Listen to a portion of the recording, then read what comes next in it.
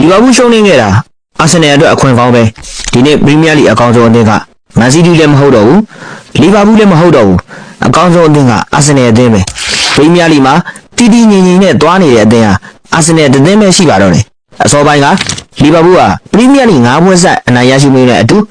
အမှတ်ပေးစရာဒုတိယအဆင့်ကအာဆင်နယ်ကို9မှတ်အထိကိုဖျက်ထားနိုင်ခဲ့ပါတယ်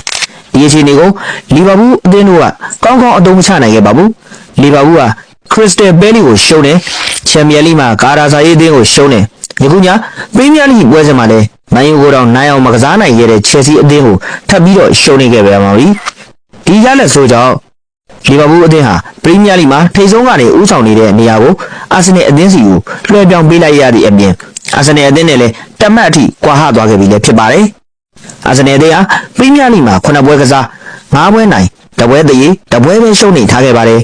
ယခုအချိန်မှာအာဆင်နယ်အသင်းဟာတိုက်စစ်က14ဂိုးထိရရှိထားခဲ့သလိုပေးဖို့က3ဂိုးသာပေးထားရပါသေးတယ်အာဆင်နယ်အသင်းဟာပရီးမီးယားလိခရီးစဉ်မှာတော်တော်လေးအချိန်ကောင်းနေပြီလို့ပြောလို့ရပါတယ်အာဆင်နယ်အသင်းဟာပရီးမီးယားလိခရီးစဉ်မှာအတော်လေးကိုအချိန်ကောင်းနေပြီလို့ပြောလို့ရပါတယ်အာဆင်နယ်အသင်းဟာပရီးမီးယားလိကိုရနှက်နေခဲ့ပါပြီရဖို့လဲထိုက်တန်တာထက်ပိုနေတဲ့အခြေအနေအတိုင်းအတာတစ်ခုအထိကိုရောက်ရှိလို့နေပါပြီအာဆင်နယ်ကံမကောင်းခဲ့တာ3နှစ်ရှိပါပြီတန်ဆိုးမှုတွေကအာဆင်နယ်အသင်းအတွက်ဒီကြောင့်ပဲရပ်တန့်နေပါပြီဟုတ်ပါတယ်ဘာပဲဖြစ်ဖြစ်ပါဒီအပတ်ဟာအာဆင်နယ်အသင်းအတွက်ကံကောင်းခဲ့တယ်ဆိုပြီးပဲ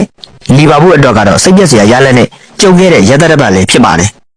ဟုတ်ကဲ့ပါခင်ဗျာဒီဗီဒီယိုလေးကတော့ဒီလောက်ပါပဲနောက်နေ့တွေမှာလည်းအားကစားနဲ့သက်ဆိုင်တဲ့အကြောင်းအရာတွေကိုတင်ဆက်ပေးသွားမှာဖြစ်တာကြောင့်ကျွန်တော်တို့ရဲ့ channel လေးကို like and follow ပြုလုပ်ခဲ့ကြဖို့တောင်းဆိုချင်ပါတယ်အားပေးခဲ့တဲ့ပရိသတ်တယောက်ချင်းစီတိုင်းကိုကျေးဇူးအထူးပဲတင်ရှိပါတယ်ခင်ဗျာ